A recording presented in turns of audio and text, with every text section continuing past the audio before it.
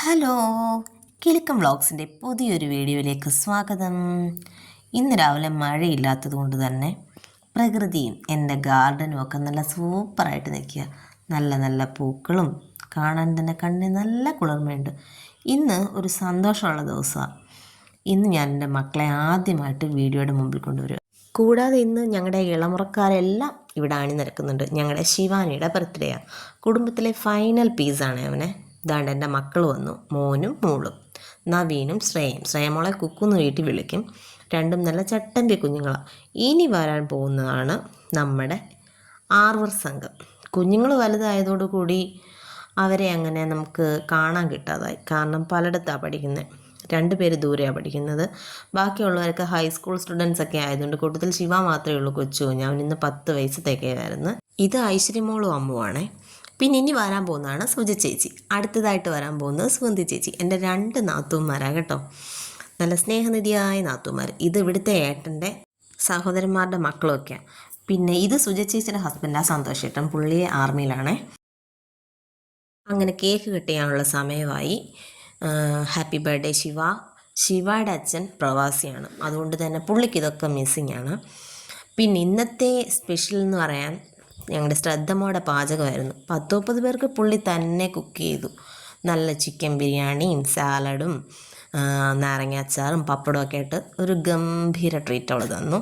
ഇത്രയും പേർക്കൊക്കെ കുക്ക് ചെയ്യാൻ അവൾ പ്രാപ്തിയായോ എന്നായിരുന്നു. എങ്കിലും ഓക്കെ, നല്ല അടിപൊളി ഫുഡായിരുന്നു. പിന്നെ ഫുഡൊക്കെ കഴിഞ്ഞിട്ട് ഞാനൊരു 2 മണിയോടുകൂടെ അവിടുന്ന് സ്കൂട്ടായി. ഏട്ടനുള്ള ഫുഡ് ഞാൻ കൊണ്ടുവരുകയാണ് ചെയ്തത് കേട്ടോ. ഏട്ടന് കടയിൽ തിരക്കായതുകൊണ്ട് ഇറങ്ങാൻ പറ്റിയില്ല. അങ്ങനെ എന്നെ കാണുമ്പോൾ പേടിച്ചോടുന്ന കുറേ ആളുകളാണിത് കേട്ടോ. കാരണം ഞാൻ ഷൂട്ട് ചെയ്യുകയാണെന്ന് അറിഞ്ഞുകൊണ്ട് ഇവരെല്ലാം ചെതറി മാറുക, എന്ത് പറ്റുകയാണോ എന്തോ. പിന്നെ ഞാൻ എടുത്തിട്ടുള്ള പിക്കുകളും പോട്ടെ വീഡിയോസ് എല്ലാം ഇവരറിയാതെ എടുത്ത. അങ്ങനെ 2 മണിയോടെ ഞാൻ അവിടെ നിന്ന് ഇറങ്ങി ഏട്ടന് കൊണ്ടുവന്ന് ഫുഡ് കൊടുത്തു. ഇനി നമ്മുടെ രാവിലത്തെ കുറച്ച് വിശേഷങ്ങൾ കാണാം. രാവിലെ ഞാൻ എഴുന്നേറ്റ് വന്നപ്പോൾ നമ്മുടെ പനിനീർ ചാമ്പയിലെ ചാമ്പയ്ക്കൊക്കെ നല്ലതുപോലെ പഴുത്ത്. പനിനീർ ചാമ്പയല്ല, അത് വിയറ്റ്നാം ചാമ്പയാണ്. വിയറ്റ്നാം ചാമ്പ നല്ല മധുരമുള്ള ചാമ്പയ്ക്കാണ്. വലിയ സൈസാകും, ഒരു ആപ്പിളിനോളം ഒക്കെ വലിപ്പം തന്നെ വരും. രാവിലെ അപ്പോൾ അതുകൊണ്ട് അതൊക്കെ ഇങ്ങനെ പറിച്ചു. ഈ ചാമ്പ പറയാതിരിക്കാൻ പറ്റത്തില്ല, ഭയങ്കര ഉറുമ്പാണ്. അതെല്ലാം തട്ടി വൃത്തിയാക്കി കഴുകി ഞാനിങ്ങനെ കൊണ്ടുവന്നു. കണ്ടോ, ഉറുമ്പ് ചെറുതായിട്ട് വരുന്നുണ്ട്. പിന്നെ നല്ല ഭംഗി, ഈ ഭംഗി പോലെ തന്നെയാണ് കഴിക്കാൻ.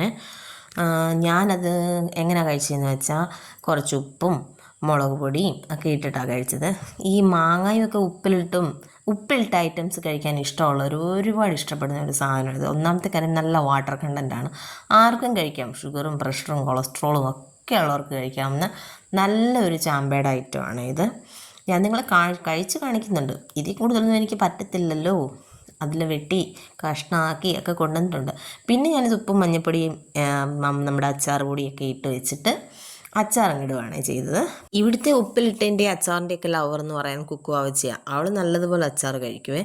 ഞാൻ ഇട്ട് കൊടുക്കുകയും ചെയ്യും. ഒരുപാടങ്ങ് വിനാഗിരിയും കാര്യങ്ങളൊന്നും ചേർക്കാതെ നല്ല കുഞ്ഞുങ്ങൾക്ക് ഇഷ്ടപ്പെടുന്ന രീതിയിൽ ഞാൻ കടുകെണ്ണയിലാണ് കൂടുതലായിട്ടും അച്ചാർ ഇടാറ്. പിന്നെ ആദ്യമായി കാണുന്നവരാണെങ്കിൽ എൻ്റെ ചാനൽ സബ്സ്ക്രൈബ് ചെയ്യാനും കണ്ടുകൊണ്ടിരിക്കുന്നവരാണെങ്കിൽ ലൈക്ക് ചെയ്യാനും ഷെയർ ചെയ്യാനും ഒക്കെ മറക്കരുത്. പിന്നെ പറയാനുള്ളതെന്ന് പറഞ്ഞാൽ എല്ലാവരും ആ ബെൽ ബട്ടൺ ഒന്ന് അമർത്തണം. എങ്കിലേ എൻ്റെ നോട്ടിഫിക്കേഷൻസ് ഒക്കെ വരികയും നിങ്ങൾക്ക് കാണാനും ഒക്കെ പറ്റത്തുള്ളൂ. അതൊക്കെ ഒന്ന് ചെയ്തേക്കണേ. അപ്പോൾ ബൈ ബൈ.